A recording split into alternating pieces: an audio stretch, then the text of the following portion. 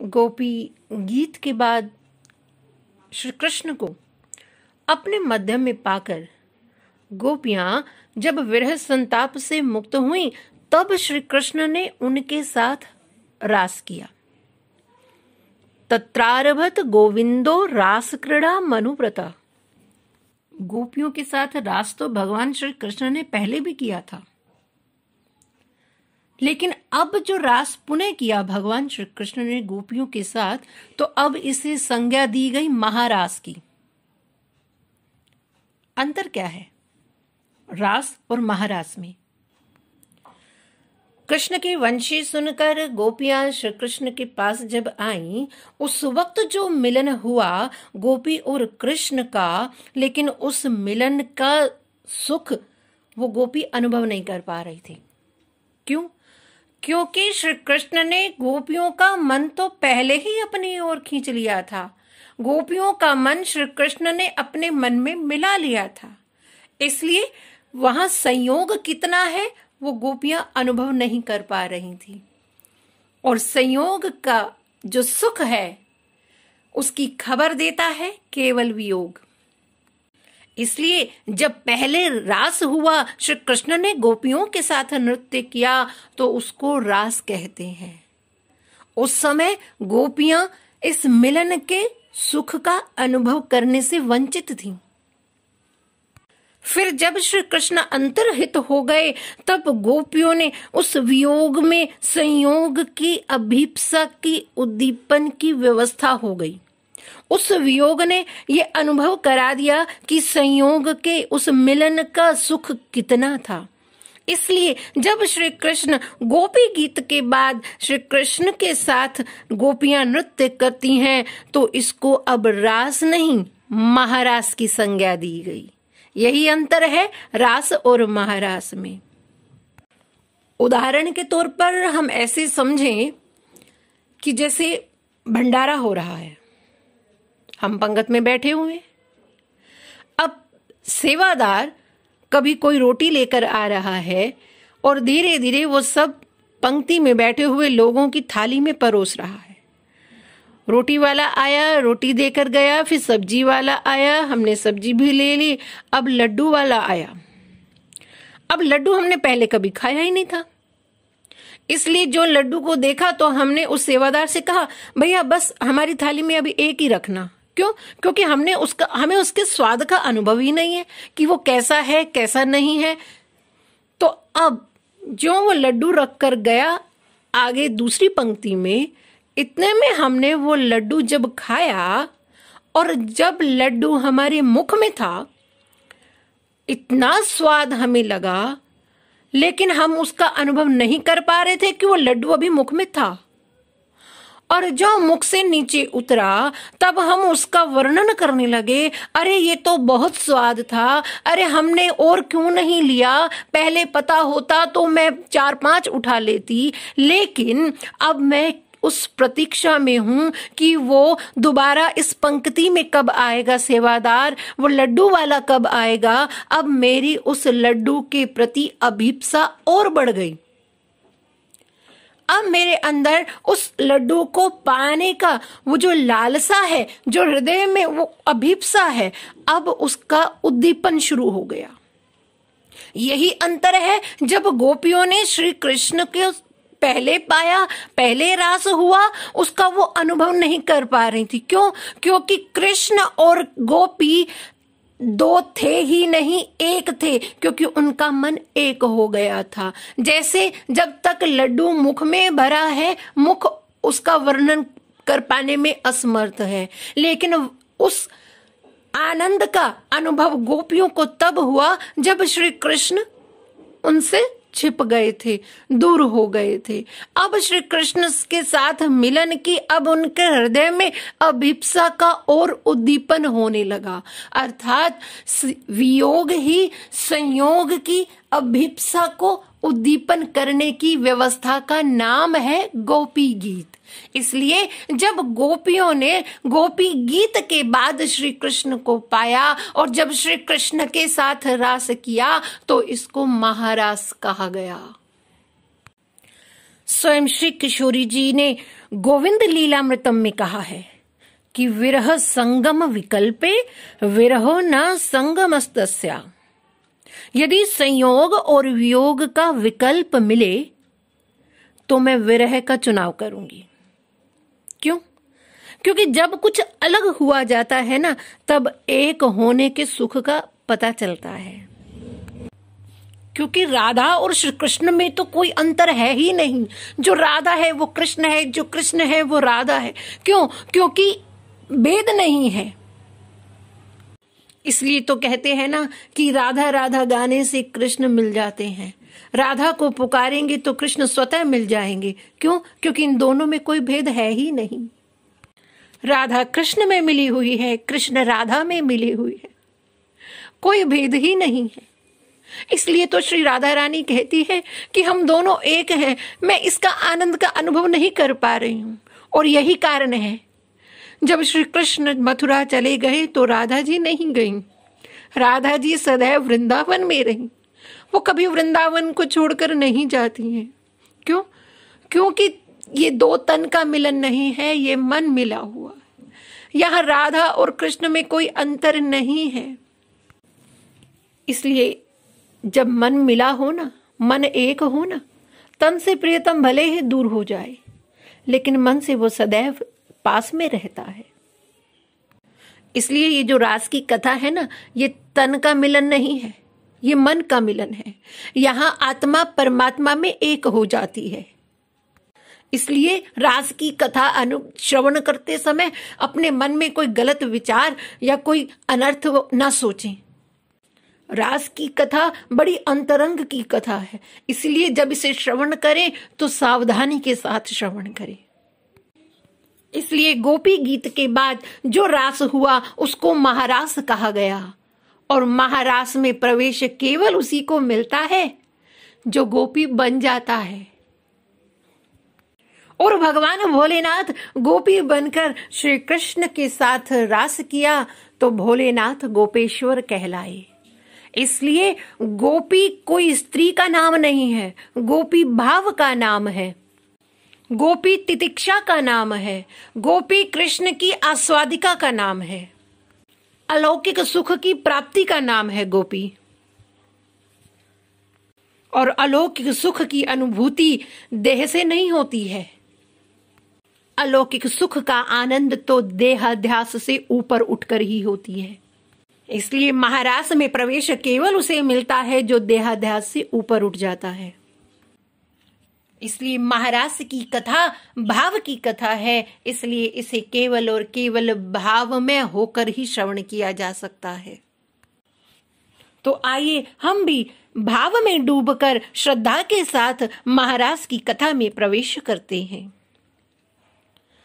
रासोत्सव संप्रवृत्तो गोपी मंडल मंडित योगेश्वरेण कृष्णेन तासां मध्ये द्वयोर्द्वयो। सभी गोपियों ने मिलकर मंडल बना लिया और उस मंडल में श्री कृष्ण भगवान जो योगेश्वरों के भी ईश्वर हैं, वो भगवान अनेक रूपों में प्रकट होकर दो दो गोपियों के मध्य में शोभायमान होकर दिव्य रास उत्सव को प्रारंभ करने लगे। और उस रास उत्सव को देखने के लिए देवता लालायित हो गए। पूरा आकाश देवताओं के विमानों से भर गया। ततो दुंदुभ्यो नेदुर्निपेतो पुष्पवृष्टया जगुर्गंधर्वपतया सस्त्रीकास्तद यशोमलम्। जब देवताओं ने उस सुंदर रास का दर्शन किया, उस समय स्वर्ग की दुंदुभियां बजने लगी। सभी देवता फूलों की वर्षा करने लगे और सभी गंधर्व अपनी पत्नियों के साथ मिलकर भगवान श्री कृष्ण का निर्मल यशोगान करने लगे। अरे उस समय सारा आकाश मधुर ध्वनि से लसित हो गया। वलया नाम नूपुरा नाम किंकिणी नाम च योषिताम।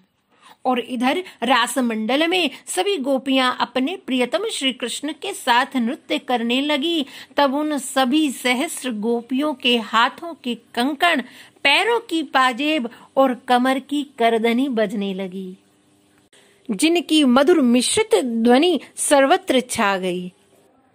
हुए सो रास रचो वृंदावन, है रही पायल की झनकार। हुए सो रास रचो वृंदावन, है रही पायल की झनकार। पायल की झनकार है रही, पायल की झनकार। हुए सो रास रचो वृंदावन, है रही पायल की झनकार। घुंघरू खूब छमाछम बाजे, बजने बिछुआ बहुत ही बाजे। रवा कोंदनी के हो बाजे, अंग अंग में गहना बाजे, चूड़ियन की झनकार। हुए सो रास रचो वृंदावन, है रही पायल की झनकार। ऐसो रास रचो वृंदावन, है रही पायल की झनकार। पायल की झनकार है रही, पायल की झनकार। है सो रास रचो वृंदावन, है रही पायल की झनकार। बाजे भांति भांति के बाजे, झांझ पखावज धुंदु भी बाजे। सारंगी और महुअर बाजे, बंसी बाजे मधुर मधुर, बाजे वीणा के तार। हुए सो रास रचो वृंदावन, है रही पायल की झनकार। हुए सो रास रचो वृंदावन, है रही पायल की झनकार। राधा मोहन दे गल बैया, नाचे संग संग ले फिर कैया। चाल चले शीतल सुख दैया, हो जाम पटका लहंगा फरिया। हो जाम पटका लहंगा फरिया, करे सनन सनन सनका। हो ऐसो रास रचो वृंदावन, है रही पायल की झनकार। पायल की झनकार है रही, पायल की झनकार। हो ऐसो रास रचो वृंदावन, है रही पायल की झनकार। बड़ा ही दिव्य रसमयी रास चल रहा है। जिस प्रकार एक बालक दर्पण में अपनी छवि को देखकर उसको पकड़ने का प्रयास करता है ना, उसी प्रकार प्रभु छाया रूपी गोपियों के साथ विहार करते हुए रंच मात्र ना गोपियों के मन में विकार आया, और प्रभु तो है ही निर्विकार। ऐसे ही रास करते हुए जब गोपियां थक गईं, तब भगवान स्वयं अपने कर कमलों से उनके मुख कमलों को पोंछ रहे हैं, और फिर गोपियों की थकान दूर करने के लिए श्री कृष्ण सब गोपियों को लेकर यमुना जी के जल में प्रवेश करते हैं। इस प्रकार अपने आप में ही नित्य रमण करने वाले भगवान श्री कृष्ण स्वयं गजराज की भांति यमुना जल में गोपांगनाओं के साथ जल विहार की लीला करने लगे। इस दृश्य को देखकर विमानों में बैठे हुए देवता फूल बरसाकर भगवान की स्तुति करने लगे। यमुना जी में स्नान करने से जब गोपियों की थकान दूर हुई, तब भगवान श्री कृष्ण सब गोपियों को एक रमणीय उपवन में लेकर आए, जहाँ सुंदर सुंदर सुगंधित पुष्प खिले हुए थे। तब सब गोपियां भगवान श्री कृष्ण को घेर कर भगवान के मुख माधुरी का रसपान अपने नेत्रों से करने लगीं। ब्रह्मरात्र उपावृते वासुदेवानुमोदिता अनिच्छन्तयो ययुर्गोप्य स्वग्रहान् भगवत प्रिय। फिर जब ब्रह्म मुहूर्त आ गया, तब भगवान की अत्यंत प्यारी वे गोपियां अपने अपने घरों को लौट गईं। यद्यपि उनकी लौटकर जाने की तनिक भी इच्छा नहीं थी, फिर भी वे प्रत्येक क्रिया से केवल भगवान श्री कृष्ण को ही सुखी करना चाहती थीं। उनमें श्री कृष्ण सुख से पृथक किसी निज सुख की तो कामना थी ही नहीं, इसलिए वे भगवान श्री कृष्ण की आज्ञा पाते ही चली गईं। उस रात्रि में सत्य संकल्प भगवान श्याम सुंदर ने अपनी परम प्रेयसी निज स्वरूपा चिन्मयी गोपियों के साथ चिन्मय लीला विहार किया। कामदेव का उन पर कोई भी वश नहीं चल सकता था, अतएव वो यहां भी सर्वथा पराजित रहा। कामदेव भगवान के चरणों में गिर पड़ा, पाहि माम पाहि माम। हे प्रभु, आप अजित हो, आप अच्युत हो, आप स्वयं भी अपने स्वरूप से नीचे नहीं गिरते और अपनी शरण में रहने वालों को भी नीचे गिरने नहीं देते। और कामदेव ने भगवान श्री कृष्ण को नया नाम दिया, अच्युत। ये बड़े ही अद्भुत रास की कथा है। अरे तब कामदेव भी भगवान के चरणों में प्रणाम करके, भगवान की परिक्रमा करके, देखो यहाँ काम का भी काम नहीं चला, काम भी नाकाम होकर लौट गया।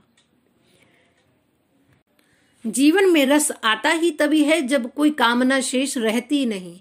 इसलिए रास की कथा में काम का कोई काम नहीं है, जहां केवल और केवल आनंद ही आनंद है। अपने मन को परमानंद में लगाना ही रास है। हमारे जीवन में रस तभी आएगा जब हमारा मन मनमोहन में मिल जाएगा। जय जय श्री राधे, जय जय श्री राधे।